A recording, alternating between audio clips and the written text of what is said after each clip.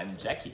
Welcome to my review of Tiletum, published by Board and Dice, designed by Tascini and Luciani. Daniele Tascini and Simone Luciani were behind Solkin, that gave rise to the T-series, as it's generally known, which apparently Board and Dice are really leaning into because the big T is highlighted on this new cover.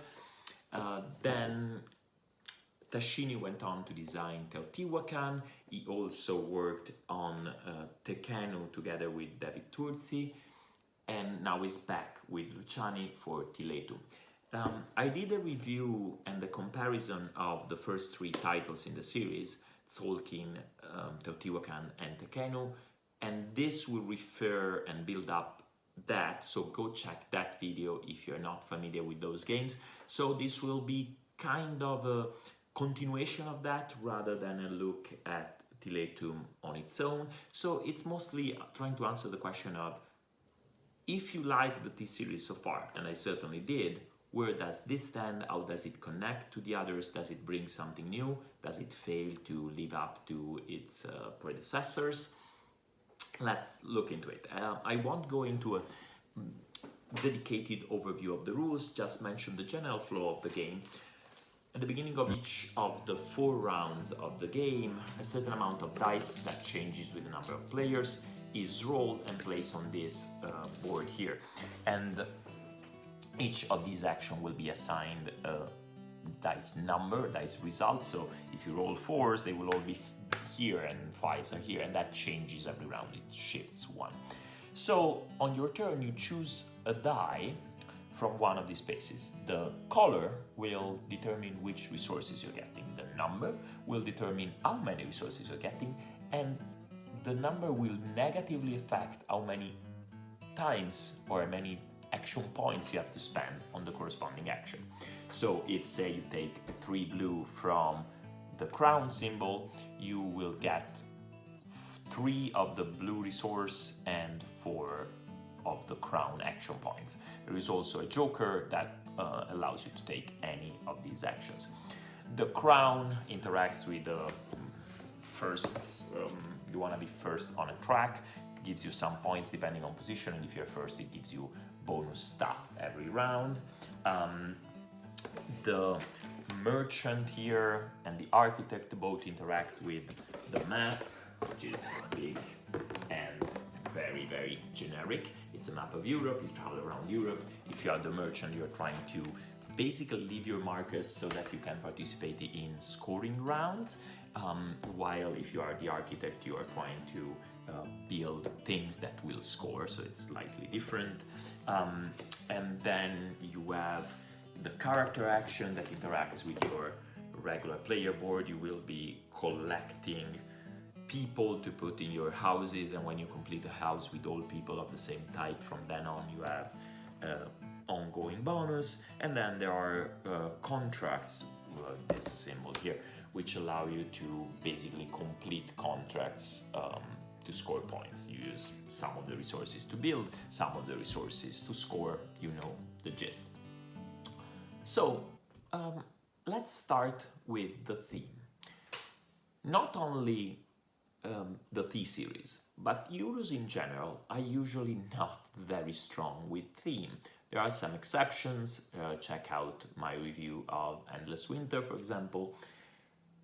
However, Tiletum must reach a new height, at least for this period in history of wargaming, for clearly not caring about the theme at all. They went as generic as you can. The name of the city was chosen allegedly for the importance of the city in the development of trade routes in that area.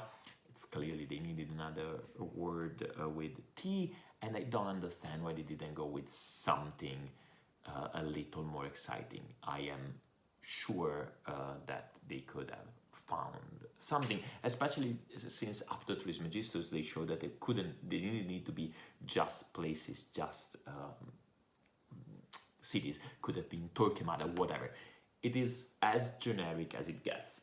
The map doesn't feel like traveling at all. It's just a distance on the map. There is nothing like, say, in Newton where you have to cross more difficult paths and you have to decide, or do I spend to go down here? Do I stop or there?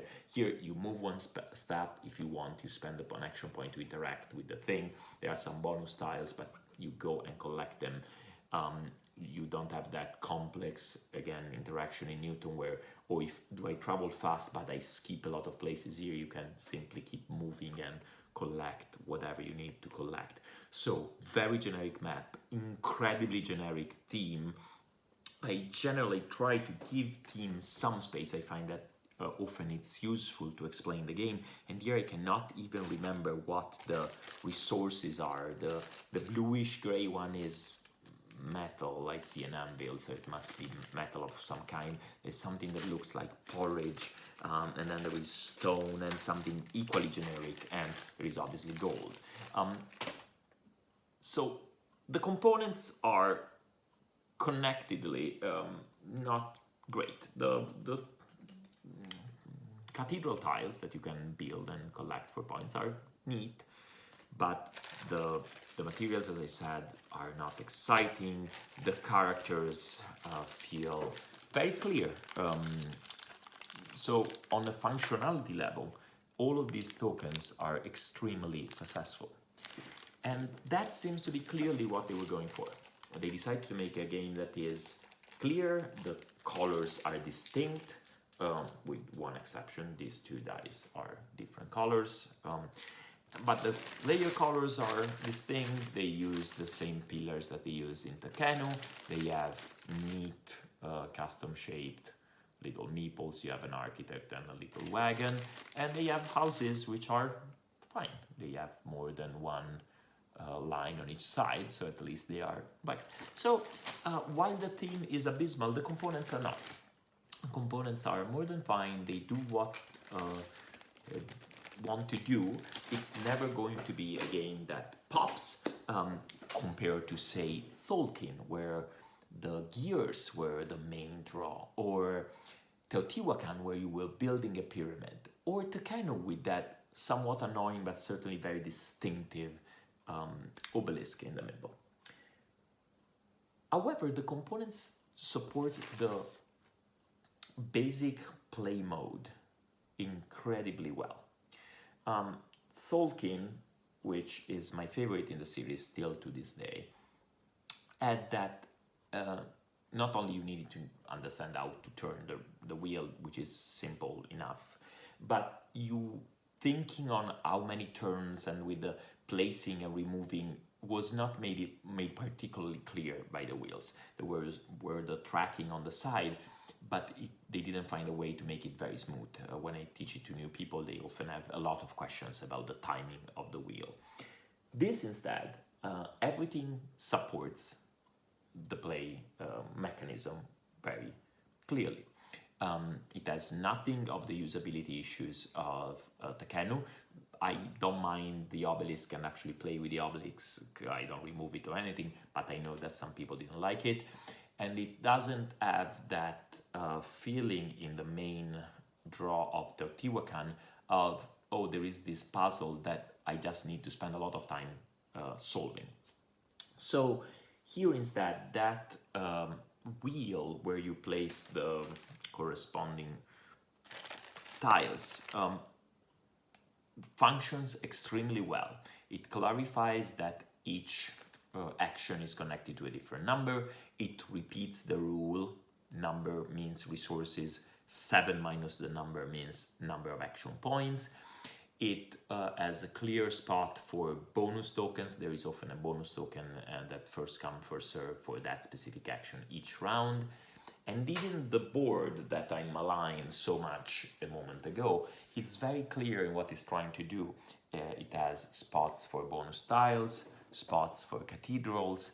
Here on the top, it reminds you of all of the scoring, a lot of which is modular, but everything is clearly represented, and the iconography is clear. So I think that amongst the four, this is the one that is easiest to teach and to make sure that players are autonomous in their interpretation of the game state without having to constantly refer to the rules or to the game explainer or whatever. In terms of pace and arc, so pace is very good. It's, I think, on par with Solkin.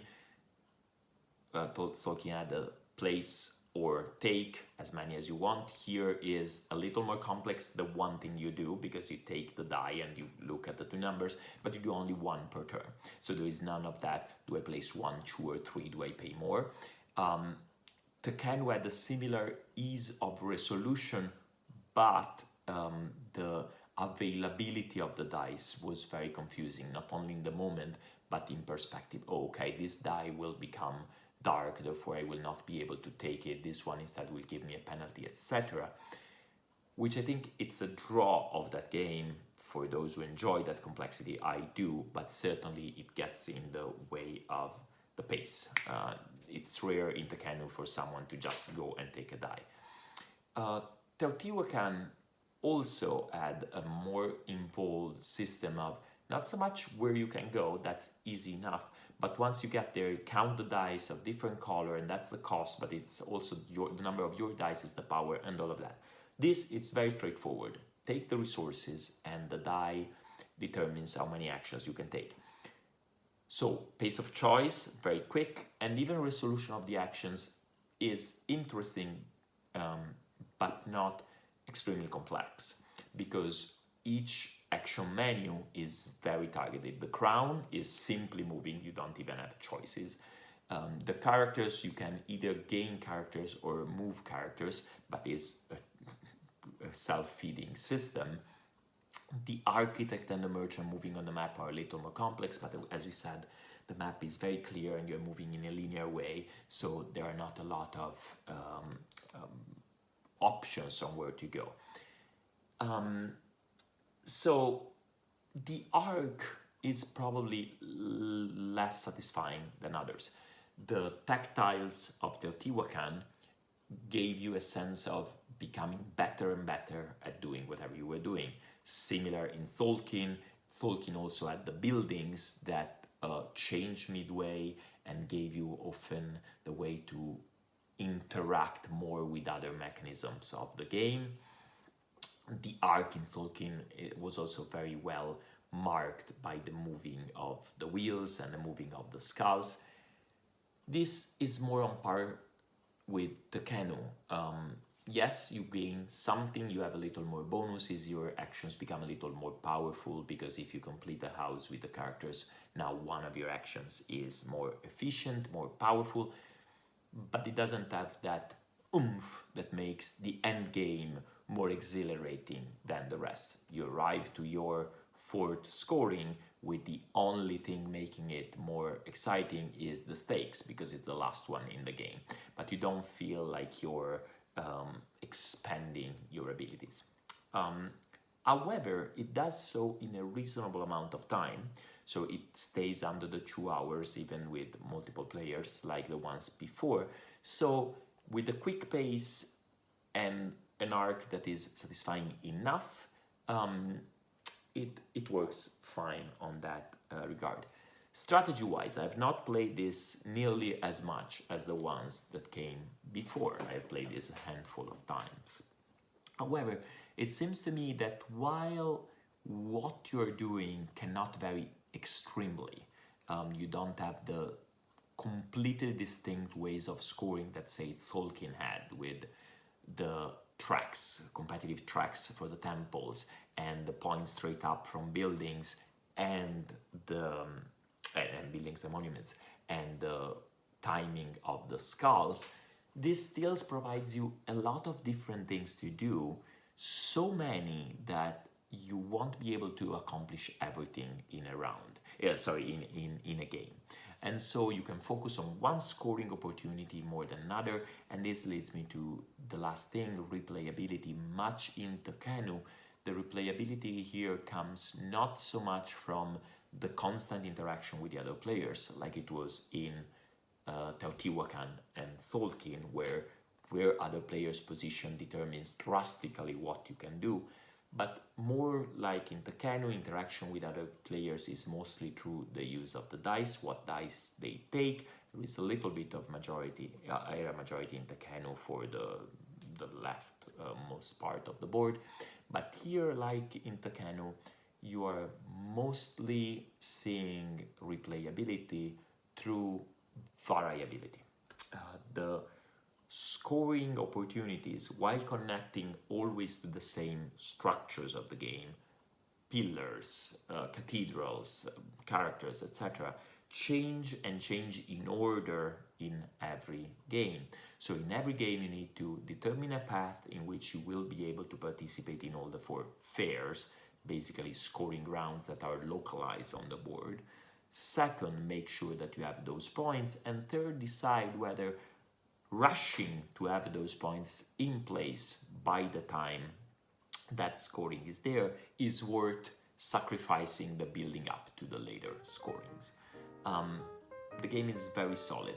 I foresee myself playing it again and again, much like the others. I am very impressed by how, yet again, they found a mechanism that feels innovative. Choose the die, and that does 2 things: a refinement of the Tekkenu mechanism, and yet it's deep and intuitive at the same time. They remove that a little complex thing about the balancing and the first player. Here the first player is whoever is highest on the track is enough. It's not without its flaws. It's not everything is immediately evident. All the iconography is very clear, but there are so many things to keep track of that the first game can feel a little confusing, but I really like it. It doesn't touch Tzolk'in for me in terms of my favorites, but Tzolk'in feels like a familiar friend, so that's a harsh competition. For me, over the years, Tekkenu has inch above Teotihuacan, which I know is not that common, and I think this is already there. There are some things in Tekkenu that I like more. For example, the technologies are more interesting in Tekkenu, but also the quonkiness of some of the scorings, the quonkiness of the placing of the temple tiles with the orientation of the borders, etc., makes that less of a clean design than this. This is neat, rich, and at the same time always clear. One of those that is easy to learn, very difficult to decide what to do and carry out your plans well. The theme is really, really a pretense, could have been anything else, anywhere else, but it works for the kind of Euro that it is. I think if you liked the others, especially if you liked Tekkenu, or if you would have liked Tekkenu if you didn't have so many little things to take care of, this will get you a very good feeling. There is nothing of the slow building up, as I said, of Tzolk'in and Teotihuacan, so if that was what you were looking for in the Thief series, this is not going to give that to you. But I have a hard time imagining a modern Eurogamer, so someone who likes this kind of quite involved, a lot of different mechanisms going on, but subsumed under a specific action economy that works for all of them, not liking that. It has not the clean design of old-fashioned Euros or of very early Feld, but I think it advertises that very well as being part of the T series, and from the moment you start reading the rules. Again, I think if you like the T series, you won't be disappointed with this. If you like the video, please consider subscribing. We talked more about Tiletum, and we often talk about the others in the podcast that I run with my friend Nathan at Board Game Gambit. You can find it on BGG or in a link in the description. Thank you, I appreciate you watching, and get in contact if you have any comments. Bye!